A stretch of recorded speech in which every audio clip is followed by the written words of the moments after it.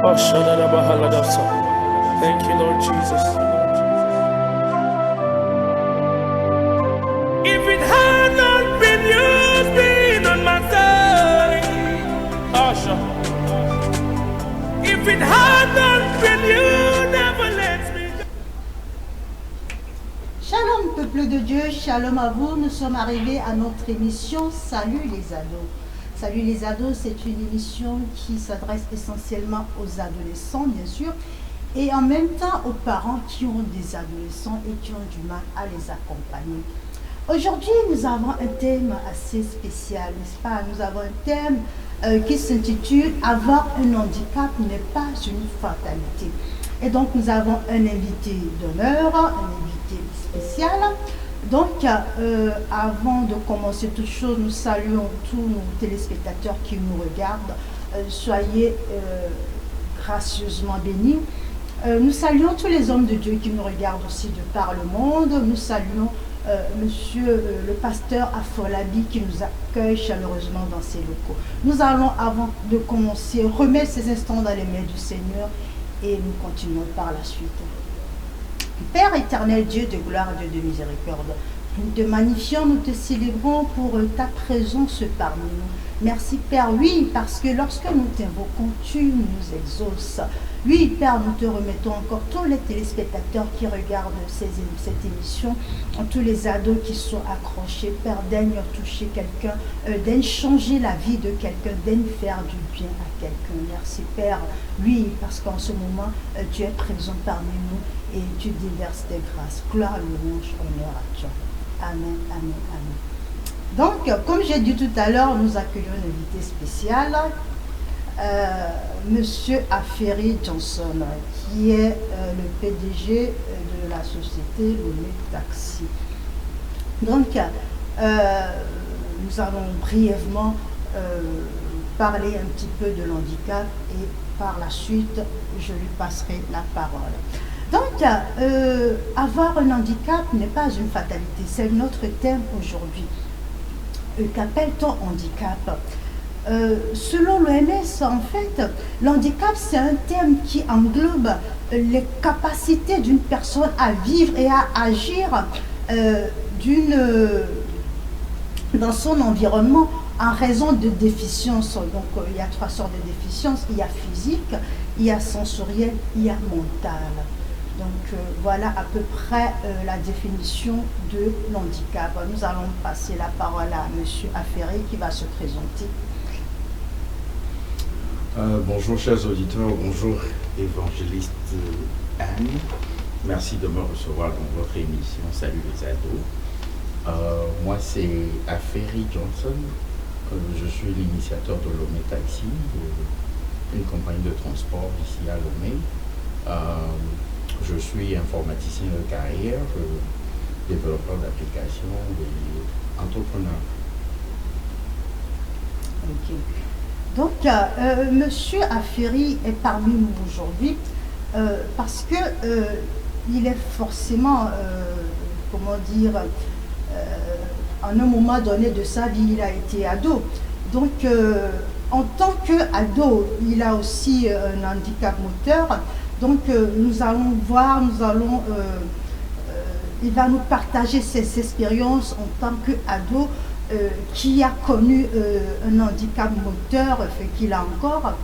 Et aujourd'hui, il a su relever cet handicap, il a su relever cette difficulté avec la tête haute pour être à la tête d'une société. Donc nous allons voir à peu près son parcours, il va nous expliquer un petit peu pendant qu'il était ado, les difficultés qu'il a connues, afin que les ados qui nous regardent, qui ont aussi ce genre de problème, ce genre d'handicap, pouvoir aussi les motiver. Donc, merci évangéliste Anne.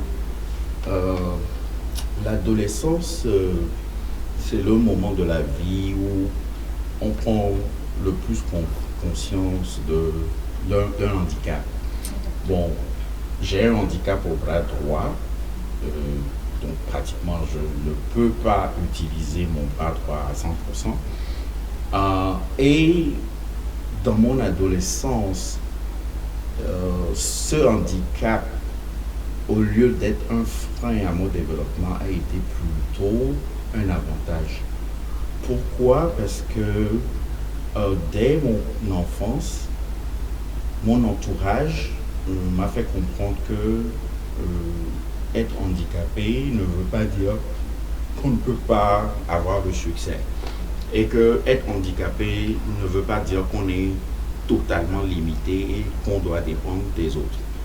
Mais alors, quand on devient adolescent et que on vit avec un groupe d'autres adolescents qui font certaines choses que votre handicap vous limite à faire, on commence par se poser des questions. Et si en ce moment on manque de confiance en soi, le handicap devient vraiment un handicap. Le handicap, il est d'abord, pour moi, un handicap, c'est d'abord mental avant de devenir physique. Donc, au moment de l'adolescence où le mental se forge, il est très important de commencer à trouver des solutions adaptées à son handicap. Donc, étant handicapé de la main droite, j'ai toujours, avec l'aide de mon entourage, essayé d'anticiper les difficultés et de trouver des solutions adaptées. Donc, être handicapé et adolescent peut être difficile, mais ce n'est pas forcément une fatalité. La solution ou le comportement adopté avec un handicap pendant l'adolescence, c'est de se construire une confiance en soi.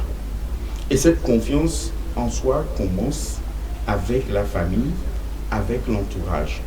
Ensuite, l'école, et puis les amis, et peut-être à l'église, les communautés qu'on fréquente. Donc, déjà, si un adolescent avec un handicap réussit à se faire confiance, et à faire la confiance et à avoir la confiance de son entourage, c'est déjà une victoire sur le handicap.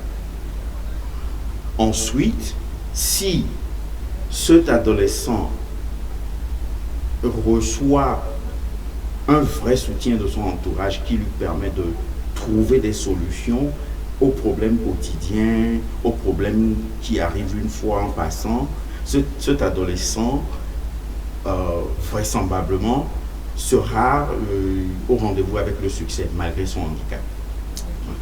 Merci, monsieur Aferi Johnson. Donc, si nous comprenons bien, je vais juste rebondir là-dessus, parce qu'il y a beaucoup qui nous regardent, qui se disent quel est l'élément déclencheur du handicap, ok? L'élément déclencheur du handicap, c'est notre mental. S'il y en a qui me suivent sur ma page Facebook, j'ai publié un article tout dernièrement qui s'intitule « Notre mental, ce chef d'armée ». Donc, notre mental, c'est quelque chose qui gouverne. C'est comme un chef d'armée qui gouverne notre corps tout entier. Lorsque le mental est solide, lorsque le mental est blindé, lorsque le mental est discipliné, tout le reste s'aligne avec. C'est pour ça, de nos jours, on rencontre dans la société des personnes qui sont, je vais dire, entre guillemets, valides, comme vous et moi, qui n'ont pas de problème majeur, physique, ni sensoriel, ni psychique, parce qu'on ne voit pas. Mais ces personnes sont conditionnées dans leur mental, ce qui fait que ils ont du mal à évoluer, ils ont du mal à faire le quart de ce que M. Johnson a fait, par exemple. Pourquoi? Parce que leur mental n'est pas solide, leur mental n'est pas blindé. Et pour avoir un mental blindé, il faut avoir un entourage solide. L'entourage immédiat, c'est-à-dire la famille, les amis, l'église, les copains, doivent nous soutenir. Je ne sais pas s'il y en a qui ont regardé le film de Ray Charles. Ray Charles, c'est un chanteur américain qui est non-voyant. Mais en fait, ce monsieur n'est pas un non-voyant de naissance. C'est ce qu'on appelle une déficience acquise. C'est-à-dire, c'est arrivé au cours de sa vie, c'est comme un accident qui lui est arrivé, un parcours de circonstances. Donc, Ray Charles, lorsque l'on regarde le film, sur le coup, ça fait pleurer, ça fait mal. Et on se dit, c'est-à-dire que lorsque l'on se met à sa place, on se dit waouh, parce que sa mère ne lui a pas laissé le choix, sa mère ne lui a pas laissé même pas de demi-mesure, elle était à cheval derrière lui. Cela veut dire qu'il n'avait pas droit à l'erreur. Pour traverser, il savait pertinemment combien il faut compter parce qu'il ne voyait pas, donc il devrait développer ses autres sens. Il savait pertinemment ce qu'il faut compter, la mesure, combien de pas il faut compter pour arriver de l'autre côté du trottoir. Et il savait pertinemment dans la chambre combien il faut compter pour aller dans l'autre pièce, etc. Et la mère ne lui disait pas t'es nul, tu ne vas pas y arriver. Non, la mère était à cheval derrière, tu es un champion, tu vas y arriver. Et lorsqu'il faisait un faux pas, il recevait tout de suite une claque parce que la mère était catégorique.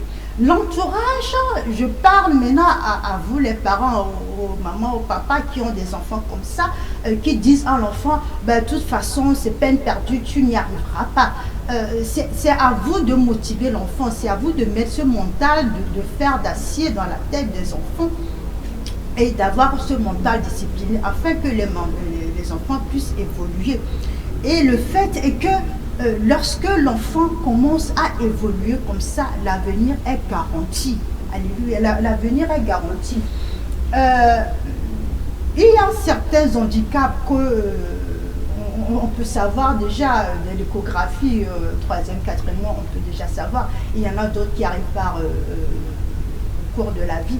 Mais lorsque il s'agit d'un handicap inné que l'on sait déjà pendant la grossesse, mesdames, je m'adresse à vous, mes mamans, il faudra déjà commencer à prophétiser. Je parle de prophétiser, je parle de déclaration déjà sur la vie de l'enfant. Vous commencez à parler à l'enfant. Toi, tu vas devenir quelqu'un qui a de la notoriété, tu vas devenir un grand responsable, tu n'es pas un bon à rien. Lorsque l'enfant va naître, tu continues à lui dire des choses comme ça. Mais si tu dis, oh, tu es fragile, ben, de toute façon, il ne faut pas chercher plus loin, reste à côté de moi, moi je vais faire, je vais te donner. Ou alors, tu es nul, tu n'y arriveras pas, l'enfant n'arrivera pas. Nous allons avancer. Pendant au cours de la vie quotidienne, quelles difficultés avez-vous rencontrées, par exemple, pour accomplir les tâches de la vie quotidienne, pour faire le bio-nettoyage, pour faire votre toilette? Comment vous vous êtes senti par rapport aux difficultés et comment vous vous débrouillez? Merci, évangéliste Anne. Bon, je profite de la question pour rendre hommage à mes parents. Ils ont toujours été là pour moi, des parents formidables.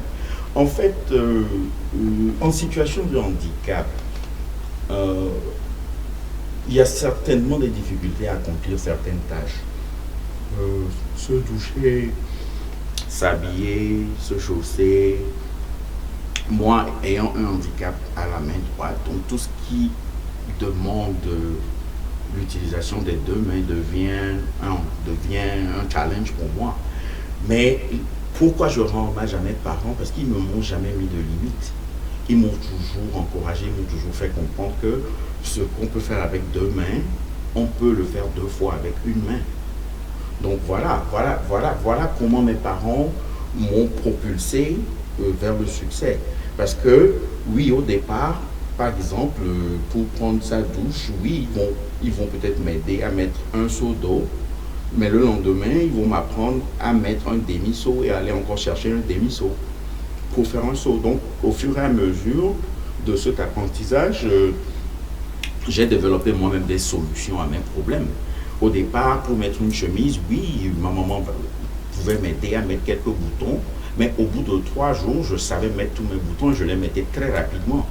Parce qu'elle me faisait comprendre qu'il y aura des jours où elle ne serait pas là et que j'aurais à le faire moi-même.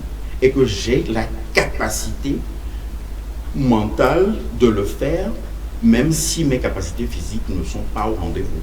Donc en fait, comme vous le disiez plus tôt, le handicap, il est mental. Il faut le combattre au niveau du mental d'abord. Il faut donner aux ados, aux enfants qui ont un handicap, ce mental d'acier qui leur permet de développer des solutions très adaptées à leurs problèmes. Maintenant, s'il faut commencer par les aider, un tout petit peu les orienter vers cette solution, oui. Et c'est ce que moi j'ai eu. Donc, dans tous mes challenges quotidiens, s'habiller, se doucher, faire ci, faire ça, mes parents ont toujours été présents jusqu'à un moment où ils ont jugé que j'étais assez indépendant et assez aguerri pour me lâcher. Voilà. Donc, pendant mon adolescence, il n'y avait pratiquement aucune activité à laquelle je ne pouvais participer. Il me fallait juste un temps d'adaptation, un temps de réaction et un temps pour trouver une solution à ce qui pouvait m'empêcher de participer à de telles activités. Une fois ce mécanisme maîtrisé, c'est fini. Je jouais, j'apprenais, je chantais, je dansais comme tout le monde. Voilà, donc en fait, il n'y a pas de limite quand le mécanisme de découverte de solutions est bien rodé avec l'enfant qui est handicapé ou l'ado qui est handicapé. Et vous étiez dans une école normale, ce n'était Oui. pas un institut spécial pour les personnes en voie de handicap. Absolument, toute ma vie, j'ai fréquenté des écoles pour tout le monde. J'ai toujours eu des camarades qui, bon, on peut qualifier de normaux par rapport à moi. Je n'ai jamais fréquenté une école de handicapés, je n'ai jamais été mis dans une institution spécialisée pour handicapés. J'ai fait mon cursus école primaire normale, avec beaucoup d'excellence d'ailleurs, mon collège, mon lycée, l'université. Et avec le mental que mes parents ont forgé, j'ai toujours été dans les tout premiers, sinon toujours le premier, pour ceux qui me connaissent. Donc c'est crucial de ne pas institutionnaliser le handicap. C'est plutôt challenger le handicap dans un milieu normal, parce que je trouve quand même que mettre le handicapé dans une situation d'institutionnalisation ne peut pas lui permettre de s'épanouir correctement, ne peut pas lui permettre de développer ce mécanisme qui trouve des solutions à ses problèmes. Il ne peut pas vraiment lui permettre de s'adapter à son milieu. Il faut plutôt le confronter à son milieu et déclencher ce mental d'acier derrière pour lui permettre de surmonter les montagnes qu'il va trouver devant lui. Ouais. Merci, monsieur Robinson. Je vais rebondir là-dessus en tant qu'éducatrice sociale. Je viens de la France où j'ai travaillé, où j'ai un diplôme d'État. Je vais rebondir dans le sens où la société nous renvoie l'image que la société a des personnes en voie de handicap est assez cruciale. Ok, je m'explique. Lorsque l'on entend la société parler des personnes en voie de handicap, oh là là, mais c'est des gens stressés, c'est des gens qui sont agressifs, c'est des gens qu'il ne faut pas aborder comme ça, il faut avoir une certaine approche envers eux, il ne faut pas les côtoyer comme ça, tu ne sais pas comment ils vont réagir, donc ce n'est pas les mêmes approches. Moi, j'ai un diplôme d'État, ok, où je suis censée travailler dans le social. Le social englobe les personnes âgées, les personnes en voie de handicap, les bébés, les ados, tout le monde. Mais ceci étant, j'ai commencé avec les personnes âgées, je me suis retrouvée bloquée dans cette institution, ce qu'on appelle EHPAD, institution pour personnes âgées. Pourquoi? Parce que lorsque j'entends, malgré ma formation, malgré mon diplôme d'État, lorsque l'on entend les retours de la société, des collègues qui ont travaillé dans ce milieu, ah mais tu sais, ils sont imprévisibles, oh là là, tu sais, c'est délicat, oh yeah, faut pas trop de stress, oh là là, mais tu sais, faut être bien dans sa tête, yeah, yeah. Ça fait peur. Et ça nous éloigne d'eux. Et le fait est que dans ces institutions, on a aussi du mal comment dire, les cadrer. On a du mal à les cadrer. Monsieur Aferi Johnson a dit quelque chose de très important tout à l'heure. Il n'est pas bon pour eux, pour leur propre développement, pour ces personnes en voie de handicap, de les enfermer dans des institutions. Pourquoi? Parce que dans ces institutions, les personnes qui y vont travailler ont déjà une idée stigmatisée de ces personnes. Tiens, ils sont agressifs. Tiens, ils ne sont pas comme nous. Tiens, ils sont imprévisibles. Tiens, ils sont stressés. Donc, on arrive déjà avec cette mentalité de oulala, il faut être stressé, oulala, il faut être présent, oulala, il faut être sur le qui-vive, oulala, il faut être prêt à prendre la tangente tout de suite. Non.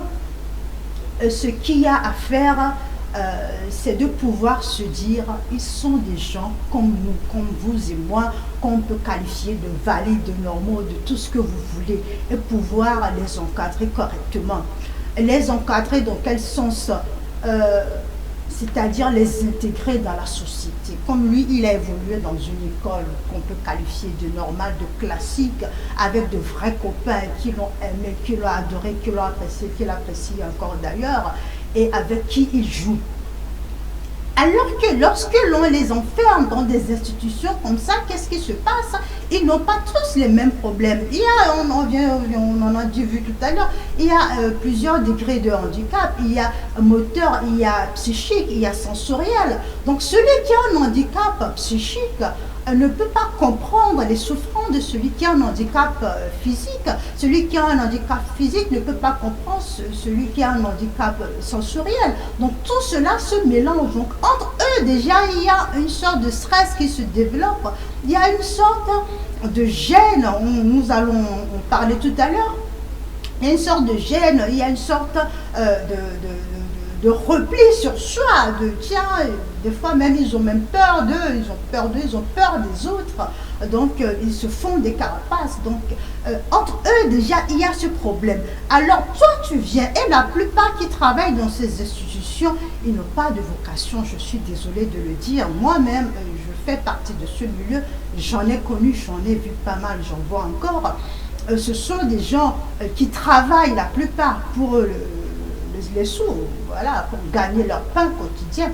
Alors que lorsque l'on travaille dans ces milieux, il faut avoir de la vocation. Avoir la vocation, c'est aimer ce qu'on fait. C'est-à-dire, tu as l'appel, tu sais que tu fais ça pour les gens, tu fais du social pour aimer les gens, pour apporter quelque chose aux gens et non pas pour tes propres poches. On ne fait pas du social, on ne travaille pas dans le social pour s'enrichir, mais au contraire pour apporter un plus à la société, pour apporter un plus à ces personnes. Donc toi qui y vas et qui te dit c'est pas possible, je ne peux pas les aborder, lorsque tu écoutes la société, on se retrouve renfermé et forcément on agit comme la société.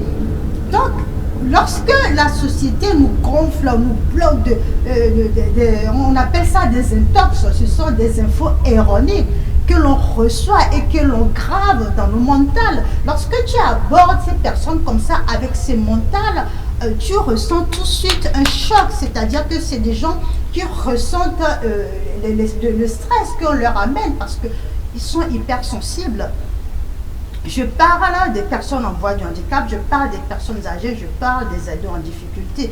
Toutes ces personnes qu'on aborde socialement, qui travaillent dans le social, on sent qu'ils sont hypersensibles. Donc, lorsque nous allons vers eux avec du stress, avec un mental négatif, ils le ressentent et ils nous le renvoient. Donc, qu'est-ce qu'il faut faire dans ce cas? C'est à nous de se dire, ils sont comme nous, ils sont comme vous et moi. Et pour pouvoir dire ça, il faudra pouvoir les intégrer dans la société, afin de pouvoir les aborder autrement, afin de pouvoir leur communiquer l'amour. Parce que eux, ils sont le reflet de ce qu'on leur communique. Lorsque l'on leur communique de l'amour, ils nous le rendent. Et dans ce cas, nous remarquons que ce sont des gens qui sont très affectifs, très sociables, et qui ont juste besoin d'aimer. Pourquoi ils sont agressifs? Des fois parce que ils ne ressentent pas de l'amour vis-à-vis de ceux qui les entourent, des fois des parents. Les parents, la plupart du temps, sont dans la culpabilité. Mais pourquoi si? Mais pourquoi cet enfant n'est pas normal? Pourquoi cet enfant n'est pas comme les autres? Et des fois, ça fait des dépenses. Des fois, les parents, ils passent la plupart des parents qui ont des enfants en voie de handicap, ils n'ont pas les moyens pour pouvoir subvenir à leurs besoins. Ça aussi, c'est un problème. Donc, on se dit, mais comment faire pour pouvoir habiller cet enfant? Comment faire pour pouvoir le nourrir? Comment faire? Il y a les soins médicaux. Et alors, les parents ont ce genre de stress qu'il faut refléter aux enfants. Forcément, les enfants reflètent de l'agressivité. Alors que lorsqu'on y aille, lorsqu'on les aborde avec de l'amour, on en reçoit plein, on en reçoit encore en double. Et donc moi, quand j'ai réussi à franchir cette étape, à me dire non, ces enfants sont comme tout le monde, moi je vais aller les aborder, moi je vais aller travailler avec eux. J'ai trouvé des ados super bien, super adorables, super affectifs, et j'ai trouvé encore ce milieu encore meilleur que quand j'étais encore avec les personnes âgées, parce qu'il y a la vie, il y a de l'amour, et ce sont des gens qui sont prêts à rebondir, comment dire, à exécuter les tâches. Nous en venons à monsieur Affaire Johnson. Lorsque, comment dire, lorsque les personnes handicapées sont en voie de handicap, sont dans des milieux, dans des institutions, et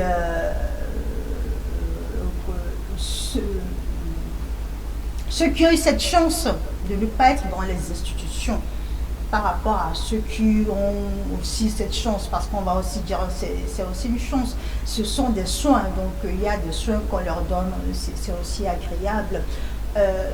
Quel rapport pouvez-vous faire entre les deux, entre ceux qui ont eu cette chance d'évoluer avec des parents qui leur ont donné beaucoup d'amour, par rapport à ceux qui n'ont pas eu du tout cette chance, qui sont dans les institutions?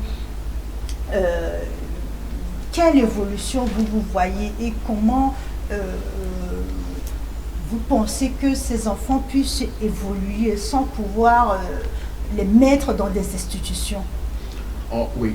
Pour moi, c'est simple.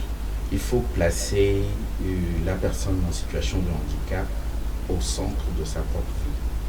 C'est-à-dire, il faut permettre à cette personne de développer un mécanisme de solution à ses problèmes. Il faut entourer cette personne, il faut bâtir autour de cette personne un système de soutien au lieu d'institutionnaliser la personne.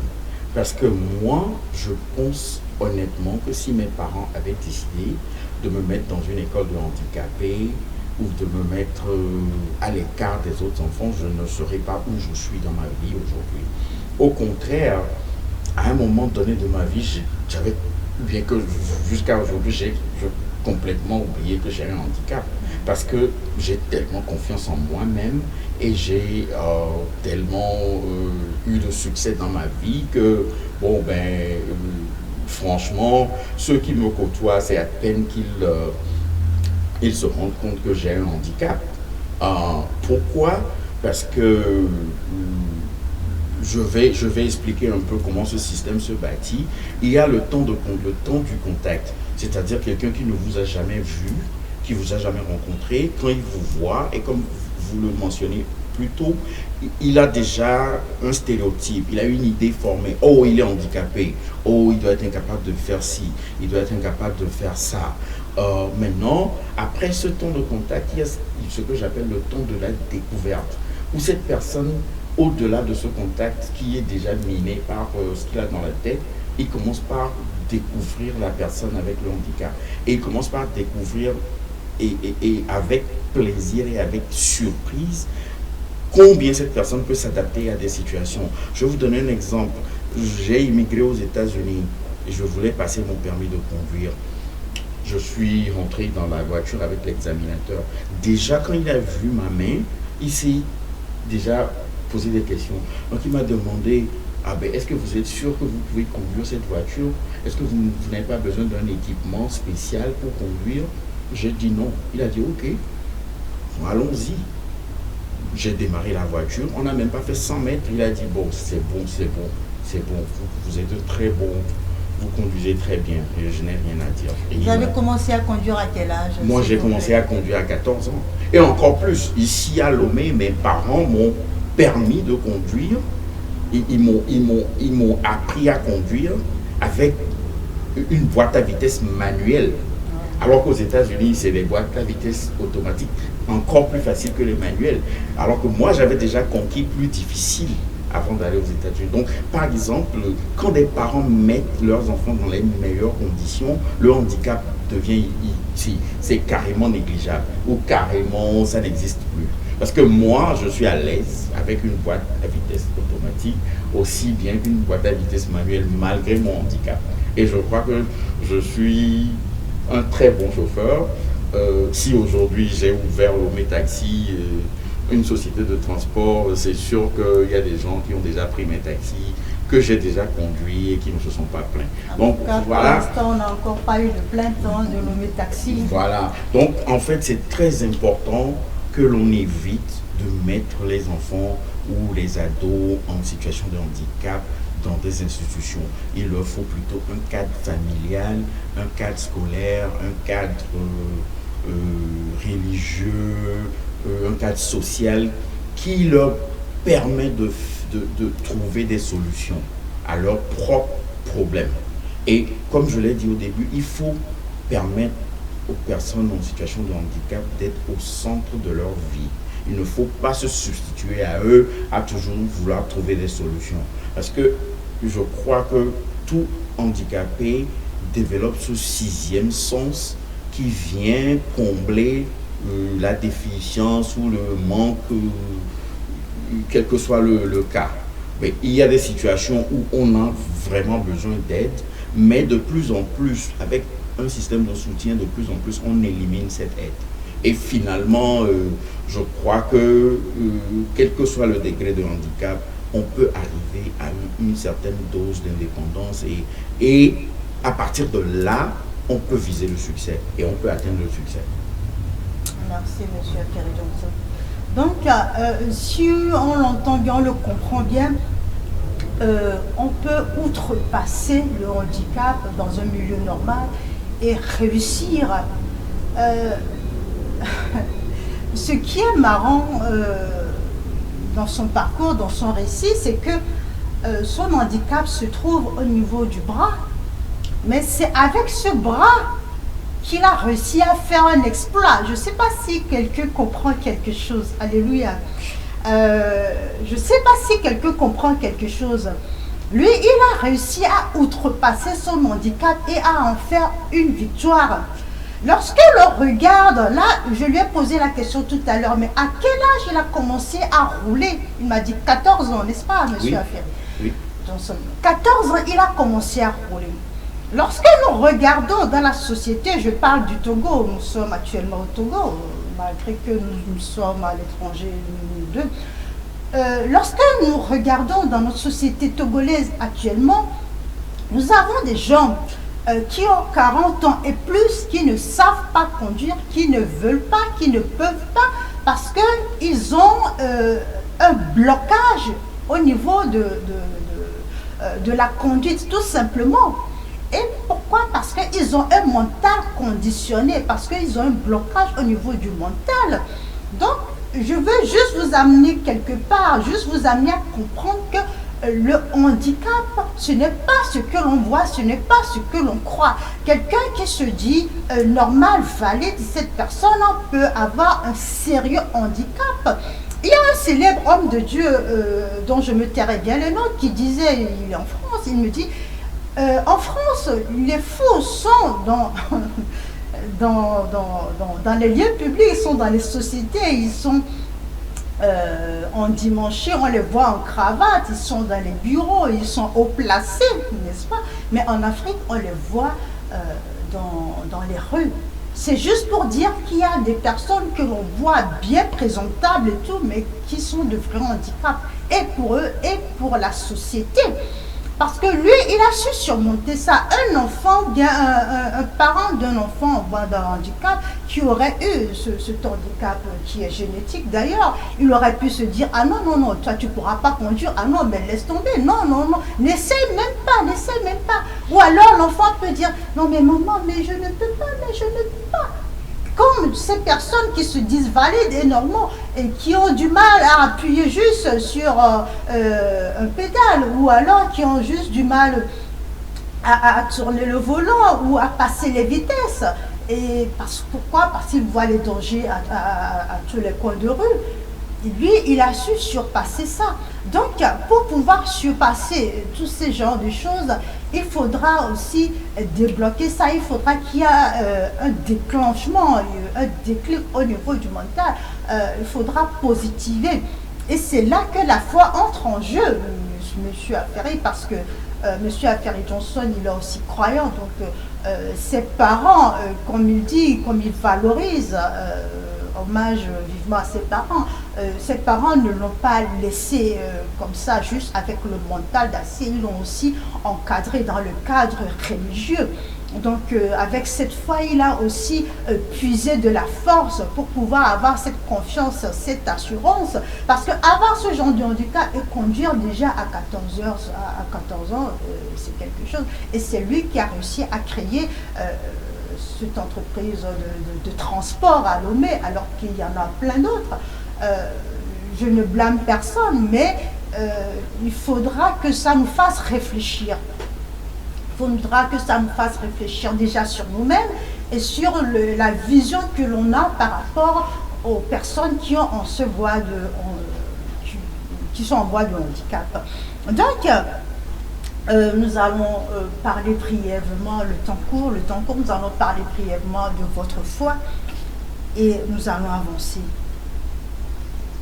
Oui, et la foi participe activement à la victoire sur le handicap. C'est-à-dire, j'avais déjà dit, il faut placer le handicapé, la personne en situation de handicap au centre de sa propre vie. Et en faisant cela, il faut donner à cette personne quelque chose en quoi il croit vraiment. Il faut lui donner cette aide spirituelle vers laquelle il se tourne à chaque fois que le mécanisme régulier de solution qu'il utilise ne marche pas. C'est-à-dire, le déclic s'est fait, le mental, il est d'acier. Il sait comment trouver des solutions.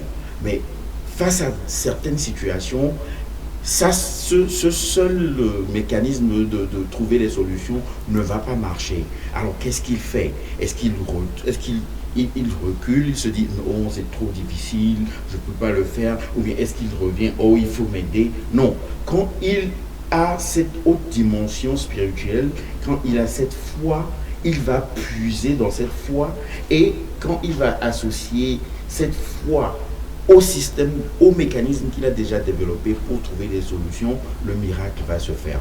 Et c'est là même le fondement.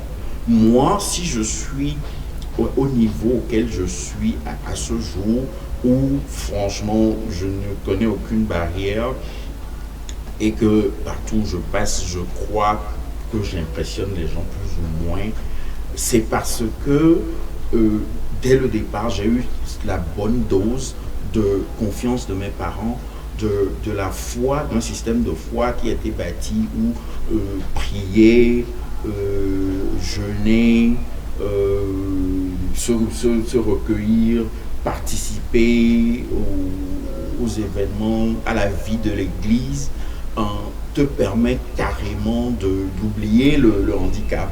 Parce que l'Église, c'est aussi une société, il s'y passe des choses.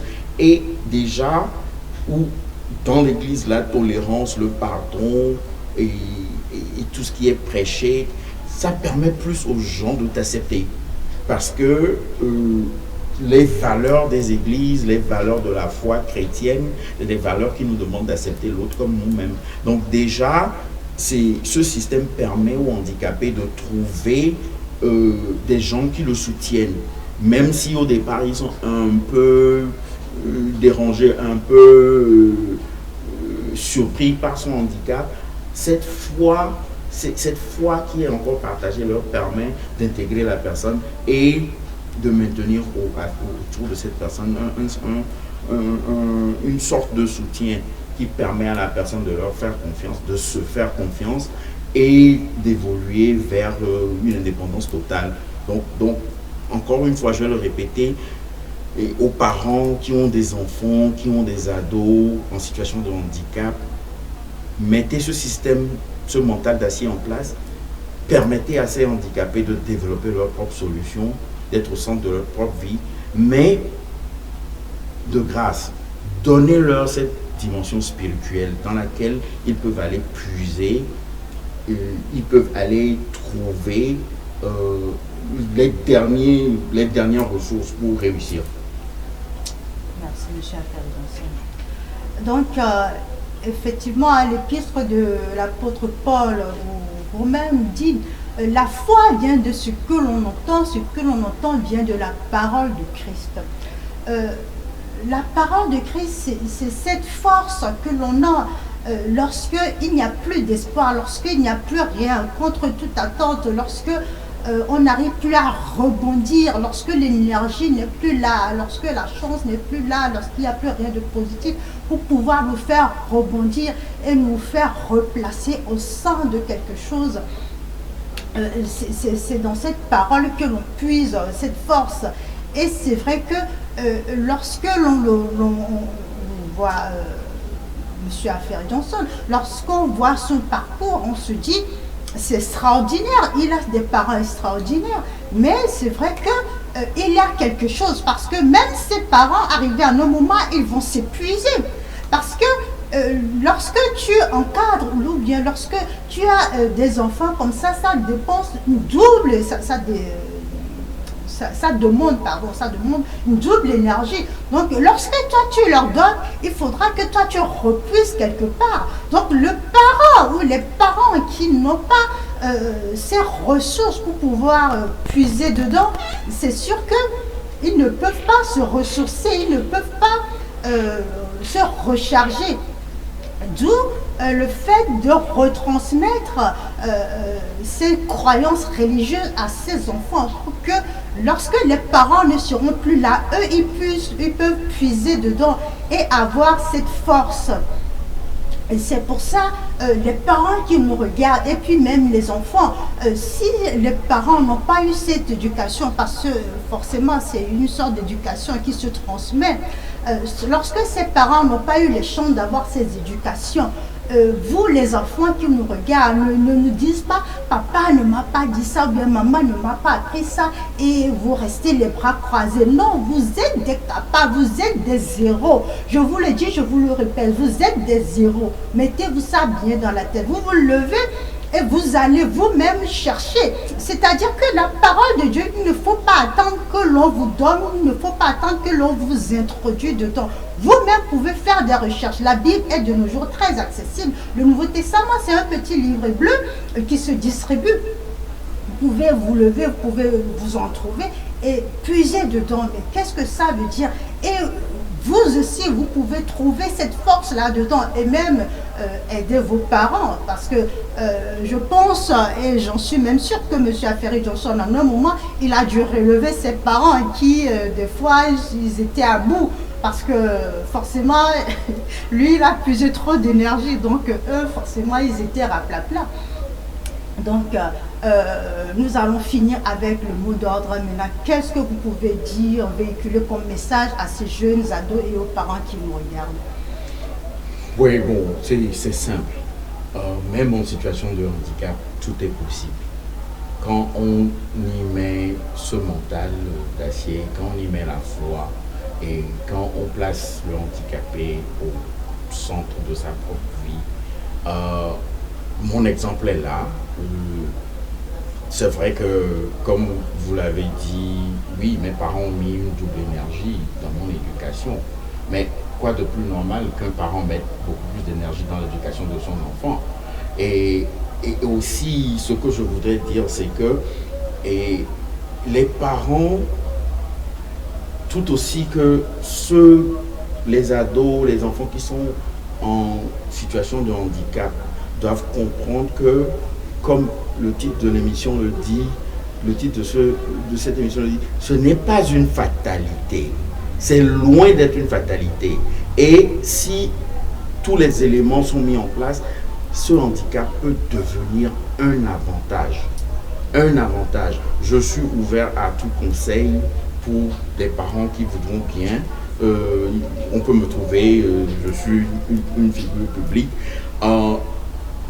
Évitez de limiter vos enfants. Évitez de dire à vos enfants, ça vous ne pouvez pas le faire, ça tu ne peux pas le faire, ah il te faut ça pour faire ça. Non, laissez-le essayer, laissez-le faire, laissez-le trouver sa voie, laissez-le trouver la solution. Merci. Merci à vous, Monsieur Affairé Johnson. Donc, évidemment, les ados qui sont en voie de handicap sont des ados à prendre comme monsieur, madame, tout le monde. Donc, il faut les encadrer, ne pas les extraire, ne pas les exclure de la société et leur donner les moyens de pouvoir évoluer. Ce n'est pas une fatalité d'avoir un handicap, au contraire, vous pouvez le transformer en victoire. Nous allons clôturer avec une petite prière. Père éternel, Dieu de gloire, Dieu de miséricorde, nous te magnifions, nous te célébrons pour ta présence parmi nous.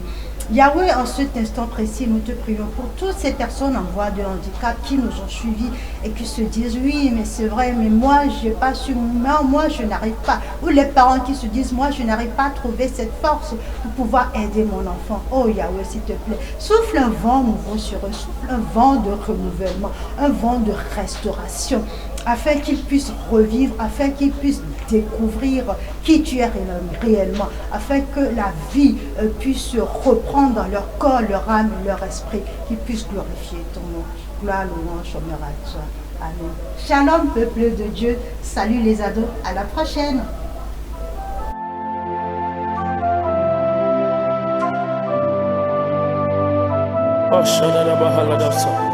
Thank you, Lord Jesus. If it had not been you being on my side, Asha. If it had not been you, never let.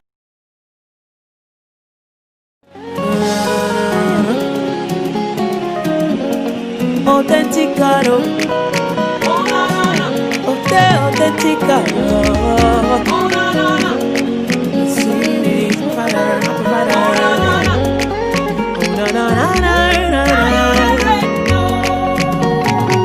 I serve a living God, oh, even the devil knows, say not true, oh. I serve a living God, oh, everybody knows, say not you there, no.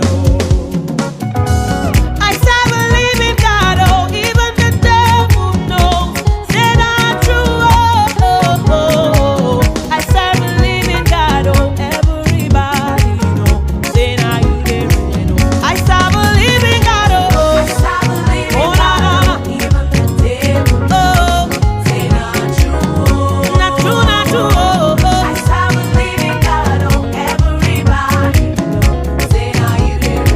I serve a living God, oh, I serve a living God, even the devil knows, say not true, not true, not true, not true, oh. I serve a living God, oh, everybody knows, say not you there, no. Jehovah, now you there, no. Now you there, Jehovah, now you there, no. Now you there, from the east to the west, I have searched all over and I found nobody like you. Why, now you there, no. Now you there, hey, all the glory and honor belongs to no one else but you, oh, but you, oh. What's not enough to express the way that I feel, oh, for all you have done, oh Papa, all for my sake, oh. You came and you died, oh, you rose again, oh. All for my sake, you came and you died, you rose again. Papa, collect the glory.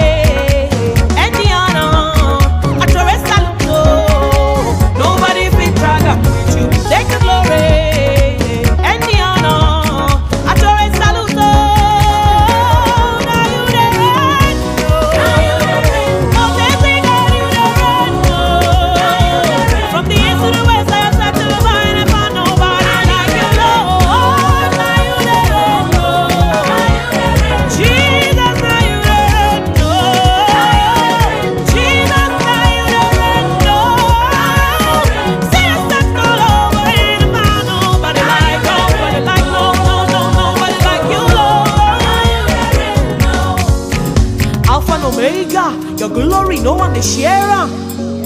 Jehovah, anything you talk, you dey do. You get the power to save, heal and deliver. Hosanna, the angels they sing hallelujah. You know they lie, you know they fail, you know they carry my matter they play. See yesterday, you call me your own. When it reach my turn, Lord, you know they delay. From generation to generation, from Liberia to Jamaica, you know they carry last, you know they carry last. You ote, ote, ote, ote, authentic God, ote, ote, ote, ote, authentic God, ote, ote, ote,